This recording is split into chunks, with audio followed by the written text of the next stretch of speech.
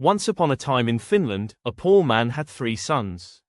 The youngest, Veikko, was kind and hard-working, but his older brothers mocked him and called him foolish. When they were old enough, their father said, "It's time to find brides. Go chop down a tree. Follow the way it falls, and there you'll find your bride." The eldest son's tree pointed to a village, where he found a farmer's daughter. The second's pointed to town, where he met a merchant's daughter. Veikko's tree pointed deep into the forest. His brothers laughed, "You'll marry a squirrel." But Veikko followed the path. At last, he came to a tiny wooden hut, where a grey mouse greeted him. "Good day, Veikko. Why have you come?" Veikko explained, and the mouse replied, "Then I must be your bride." Veikko didn't laugh. He bowed and said, "If you are good and true, I'll keep my word." He stayed the night in her tidy hut and returned home. Later, their father gave a test. "Have your brides each send a sample of linen cloth." Veikko told the mouse. She said, "Come back tomorrow."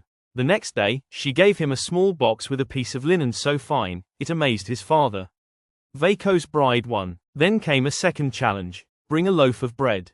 Again, the mouse told Veikko to return the next day. She gave him a perfect loaf, golden, soft, and warm. The father declared it the best. Finally, the father said, "Bring your brides so I can meet them." The older brothers came proudly with their well-dressed brides. Veikko laid down a white cloth from the road to the house, just as the mouse instructed. Then a golden carriage appeared. Inside was a woman more beautiful and graceful than anyone had ever seen. She walked the linen path to the house. She was Veikko's bride. The mouse had been under a spell, and when her feet touched the linen path, the spell broke. She became her true self, a noble and kind-hearted young woman. Everyone was stunned. The father smiled. "Veikko, you have chosen best."